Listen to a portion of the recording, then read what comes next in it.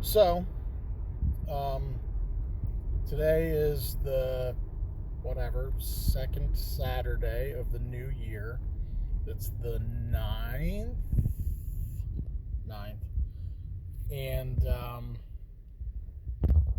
I took my new muzzle loader that Barton made for me out to my buddy Ryan's family's property, next hill over, or diagonal, or whatever you want to say, next drainage over from my family farm. And he has a lot of deer. They're bordering on a problem over there, honestly. And they have quite a bit of land, but his family retired from the dairy business. I don't know, probably a decade ago now, and then they were leasing their land. But in any case, I'm not sure if they don't qualify for farm tags anymore. I do know that somebody leases their land to plant a little bit of corn and stuff, but maybe not enough of it is tilled anymore. I'm not sure.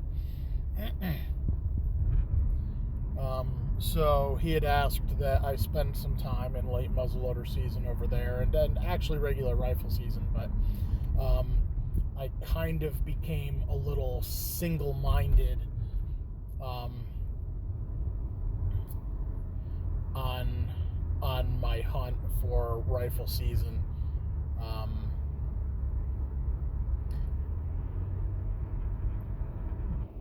Just from the experiences that I had leading through rifle season.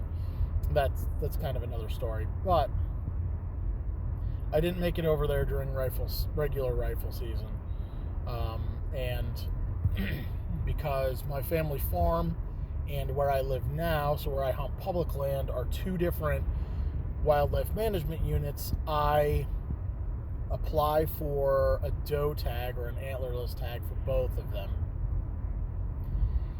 And so I using a little bit of tactics, knowing which one sold out first, I did manage to get both of them again this year. And I've never, for as long as I've applied for both, I've almost always gotten both, and I've never filled both of them. It's not so much that I need that many deer, but I want to keep my options open for hunting opportunities.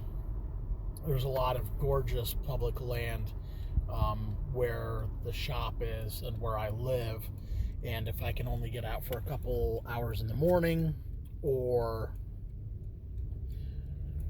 the last few hours in the evening or something, then I don't have to drive 40 minutes to get to the homestead or to Ryan's.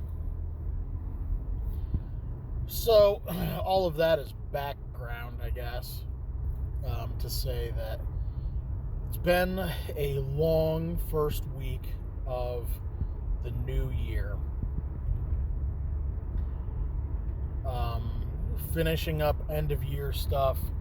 This is the first year that we're doing end of the year paperwork and taxes on Nessmuck Sporting Goods, and doing end of the year stuff for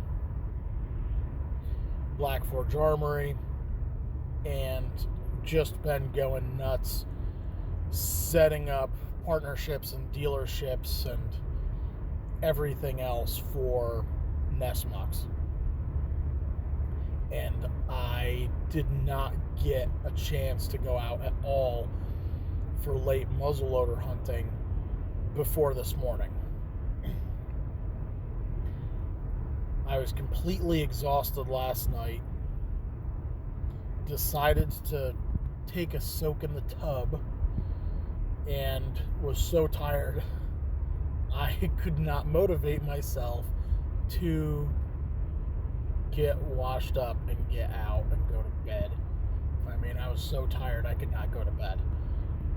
And finally got to bed, fell asleep, and just,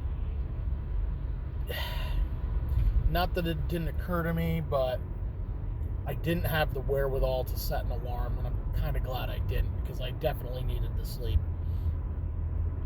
But I did not get the opportunity. I did not wake up in time to get up and get around and get my butt somewhere at first light. It just wasn't happening. So when I did get up this morning, I kind of puttered around and got dressed and dug through my stuff. Realized I didn't have any more patches in my shooting bag. Whole nine, got stuff in. Started the drive to Ryan's. It's good weather with good traffic. It's 40, maybe 45 minutes. I get part of the way there, and there's traffic backed up. I can't tell for how long. People are pulling into the little gas station convenience store there and stacking up there. I don't have a scanner or anything. So anyways, I just whipped around. There's a road just back the other way. I was barely past it, in fact, and ended up taking the long way around to get up there. So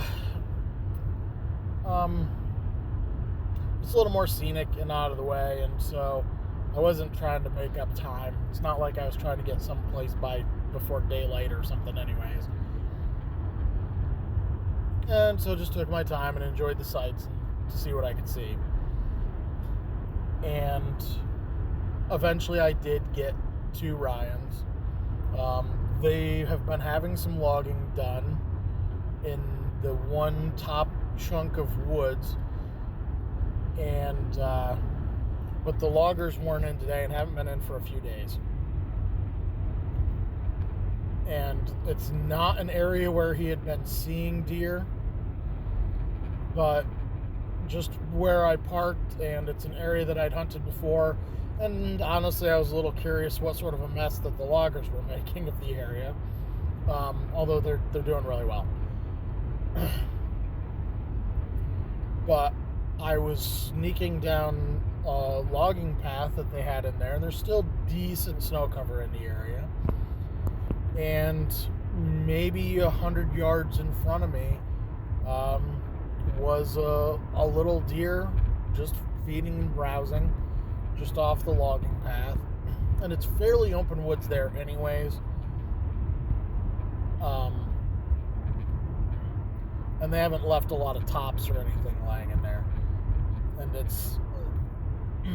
I was kind of on the side that they hadn't really been into yet. And so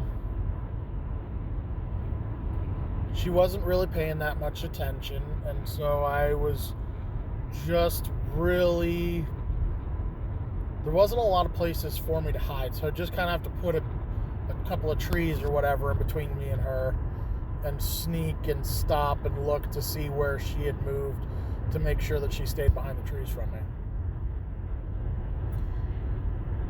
So as I moved down through, and I haven't practiced as much with my new rifles. I really wanted to, and I'd only practiced out to about 50 yards, and I'm still playing with loads a little bit and adjusting the front sight a little bit.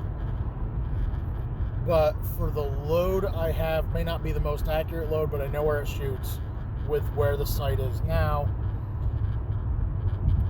But I had decided that I was going to limit myself to 35-yard shots. So that was the distance I was trying to get to with this little doe. And as I moved in closer, there was another small deer, and I'm not sure if it was a doe or a button buck, laying down in a little bit heavier stuff, not that far from her, but completely oblivious. And I was trying to target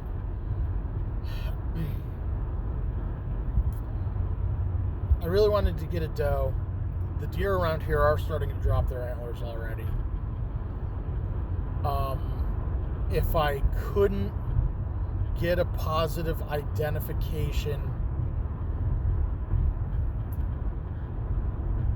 on a larger animal, that it wasn't a buck that had already dropped, then I was going to pass anyways. But these were both very small animals.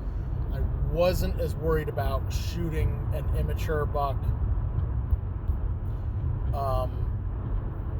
but I was able to get good ID on the deer, that it wasn't a button buck. I really got a good look at her head and could tell that there weren't any whorls or nubs. And so I was able to finish closing the distance to where I wanted it to be. And she was kind of just doing a little browsing back and forth.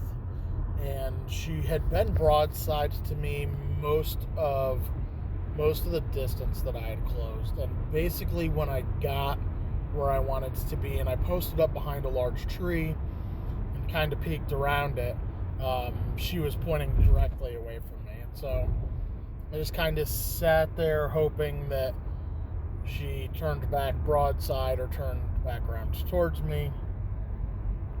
And eventually she moved behind some cover and then turned around and came back towards me and closed the gap again back down to less than my 35-yard limit. And then started to turn around, and she was just starting to quarter away as I took the shot.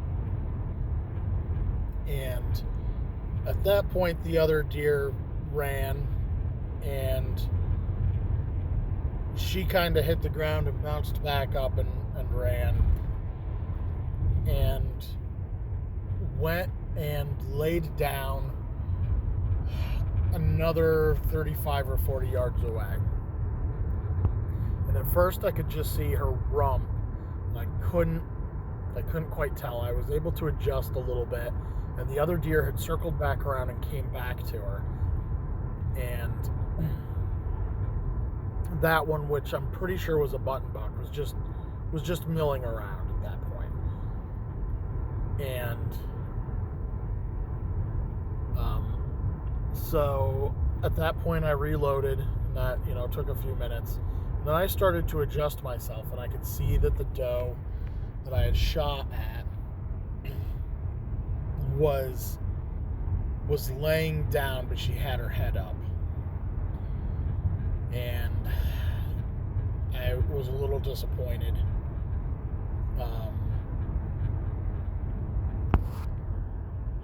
It really wasn't a good sign. I kind of knew then that I hadn't got a hard shot on her. So I was trying to... She was too far, and there wasn't a good shot for me to shoot from where I was at anyways.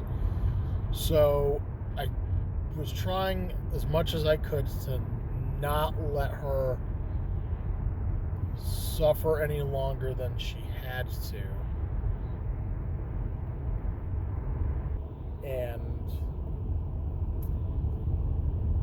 basically what happened was, as I was trying to sneak up on her, I was being a little faster than I should have been, and I spooked the other deer, and she got up and followed. And I could tell that she was really hurt and wasn't using her left shoulder at all, wasn't using her left leg at all.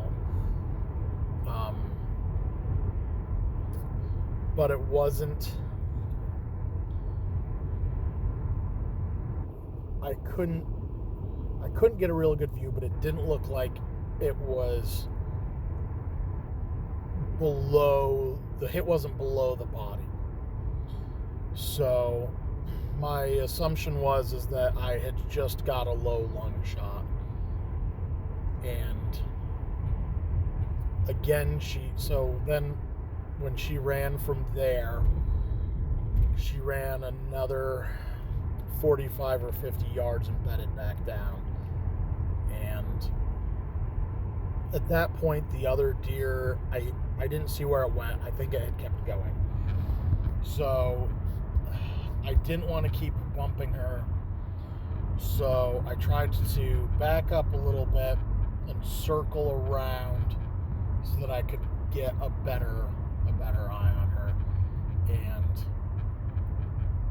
there was really good... I had moved up to where she had been lying down, and there was a lot of blood. There was a lot of blood leading up to that and away from it. So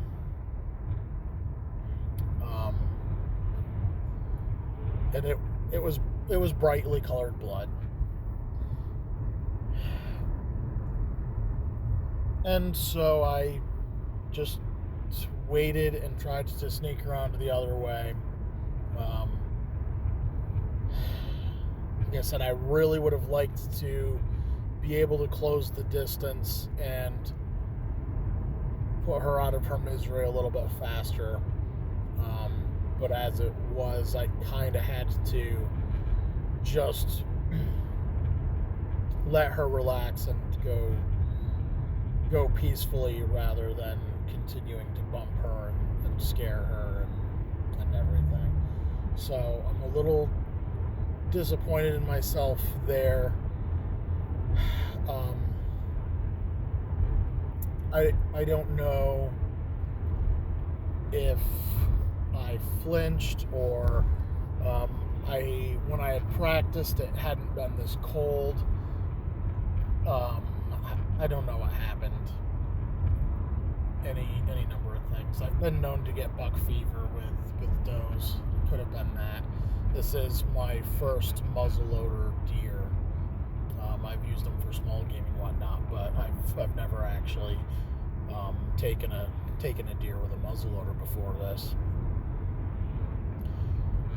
So yeah, I don't know what it was, but I did. It was a low lung shot. Once I got into her and opened her up, and the 600 ball had gone through and through. It had broken the shoulder and wrecked the lung, but the ball had passed diagonally through the shoulder, just under the heart, and then out in front of the offside shoulder. And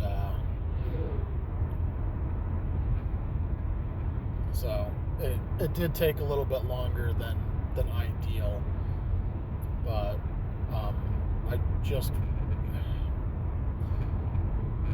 I should have known better than to push to begin with.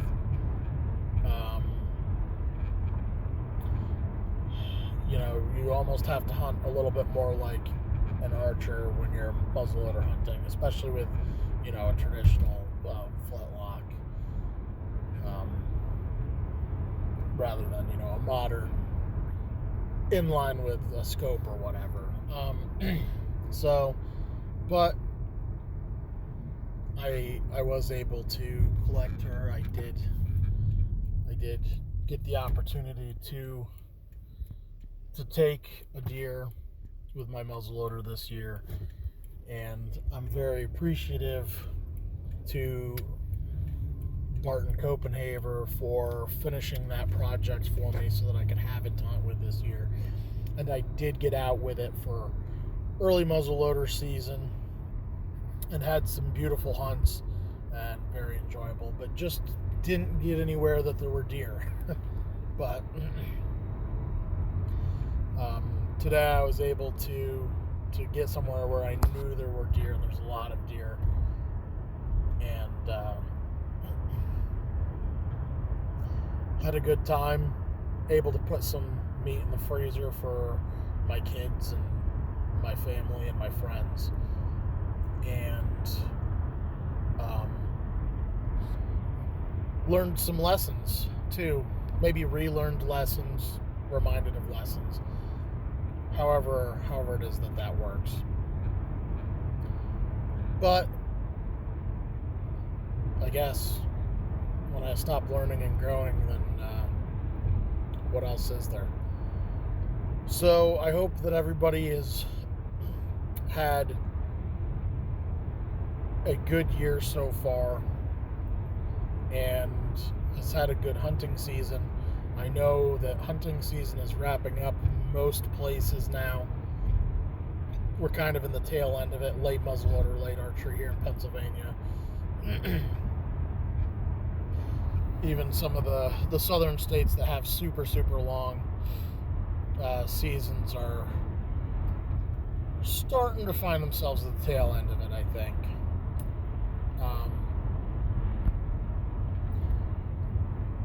But